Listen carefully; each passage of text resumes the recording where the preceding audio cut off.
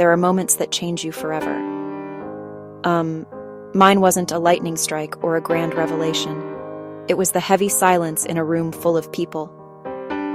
The moment I walked in, leaning just slightly on my new cane, the conversation didn't just stop. It fractured. I could feel the weight of their stares, the sudden shift in the air when curiosity mixes with pity. In that instant, I was no longer a woman, a friend, a colleague. I was a question mark. My hands, already unsteady from the day's fatigue, began to tremble. My own voice felt trapped in my throat, a whisper I couldn't release. All I wanted was to turn around, to become invisible, to erase the very presence that had caused such a jarring halt to the music of the room. That was my introduction to the other side of living with multiple sclerosis. Before that day, MS was a private battle, a conversation between me and my body, the tingling in my fingertips, the frustrating fog that would sometimes cloud my thoughts. I was learning to navigate these physical realities, one day at a time. But the stigma? That was a different kind of challenge. The whispers of, "She's sick." The over-the-top, sorrowful questions, "Are you really okay?" Those words felt heavier than my tired legs. The pity was a cage, and I could feel its bars closing in around me. The world, I quickly learned, has a story it wants to tell about illness. It's a story of weakness, of fragility, of endings. People meant well. I believe they did. But their good intentions often came wrapped in assumptions that stripped away my identity. They saw the cane and immediately subtracted my strength. They heard the diagnosis and subtracted my joy. They looked at me and saw a tragedy in the making. It was a narrative I refused to accept. But for a long time, I didn't know how to fight back. I would just smile weakly, nod, and retreat into myself, allowing their version of my story to hang in the air, unanswered and unchallenged. That silence was its own kind of surrender. The shift began not with a roar, but with a simple, quiet moment in a bustling coffee shop. It was a Tuesday afternoon, and the sun was streaming through the large front window, illuminating the dust motes dancing in the air. I had my cane resting against the leg of my small table, a comforting weight. A woman at the adjacent table had been watching me for a while. I could feel her gaze, the tilted head, the sorrowful eyes, the offer of help that felt more like a declaration of my helplessness. It was a scene I had played out dozens of times, and I was already tired of my role in it. Sure enough, she leaned over, her voice soft and laced with that familiar, gentle concern. "Do you need any help with that?" And in that moment, something inside me clicked. Maybe it was the caffeine, maybe it was the sunshine, or maybe I was just tired of being tired. Instead of my usual passive nod, I looked her directly in the eye, gave her a small, genuine smile. "No, thank you. I have this." I held my own gaze, steady and calm. It was a simple sentence, just 7 words, but it felt like I had moved a mountain. The woman's reaction was what truly changed everything. She changed the subject. Her shift in tone was like a floodlight turning on in a dark, dusty attic. That small exchange was my turning point. It was a powerful, life-altering revelation. I realized that people weren't malicious. They were just uninformed. They were operating from a script of fear and misunderstanding that society had handed them. They didn't know what to say, so they defaulted to pity.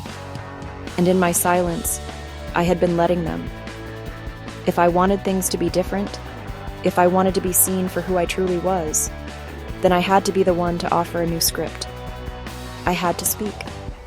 I had to laugh. I had to live my life out loud, with the cane, with the fatigue, with all of it. I had to show them what real life with MS looked like, and it wasn't a tragedy. Armed with this newfound clarity, I decided to start taking back my story, one tiny, deliberate step at a time. I knew I couldn't change the world overnight, but I could start with my own world, with the people closest to me. My first attempt was at a small dinner party with friends. My cane rested right by my chair, visible to everyone. It was a part of the scene, not something to be hidden away in shame. I didn't recount a sad medical tale or ask for sympathy. Instead, I told a funny story about something that had happened to me that week because of my MS. I shared how my wobbly legs had made me look like I was doing a terrible cha-cha in the grocery store aisle, and how a little kid had asked his mom if I was a dancer. I told it with a smile, with lightness. The table went quiet for a second, and then, one by one, they started to laugh. Not at me, but with me. The tension I had been bracing for simply evaporated. That laughter was everything. It broke the spell of pity. Suddenly, the room felt different, warmer, more honest. My MS wasn't the elephant in the room anymore. It was just a part of my story, a part I had invited them to see. After the laughter died down, the questions started. They weren't laced with fear. They were curious, respectful. What does that actually feel like? Is there anything we can do that's actually helpful? I answered them honestly, and for the first time, it felt like a conversation among equals.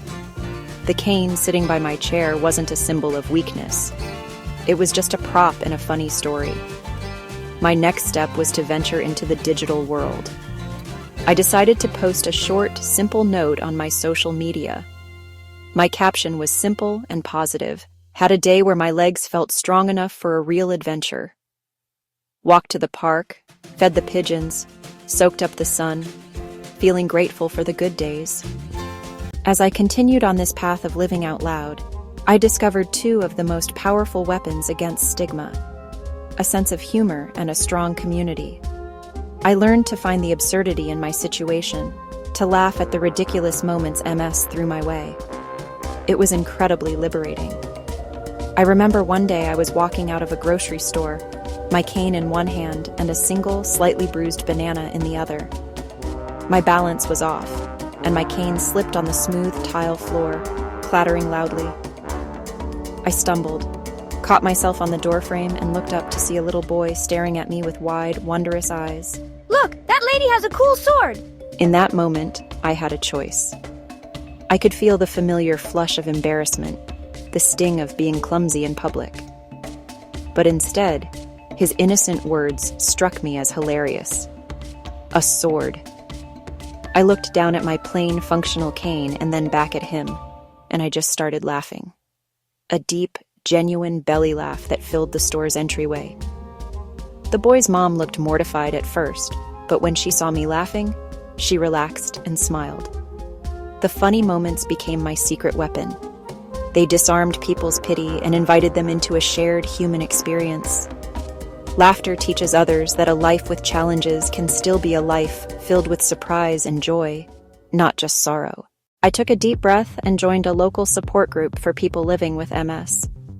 Walking into that first meeting was nerve-wracking, but what I found inside was not a room full of sadness, but a room full of life. We met once a week, and we didn't just talk about symptoms and doctors. We cooked together. We traded tips for navigating daily tasks. We recommended books and movies, and most importantly, we laughed. It was a space free of judgment and explanation. In that group, the label sick fell away completely. I was no longer the one with MS in a room of healthy people. I was just me, among others who got it. I met a woman who was a marathon runner before her diagnosis and was now channeling her competitive spirit into wheelchair racing. I met a young man who was a brilliant graphic designer, creating stunning art despite the tremors in his hands. Seeing their wholeness, their resilience, and their humor helped me see my own. We are all so much more than our symptoms.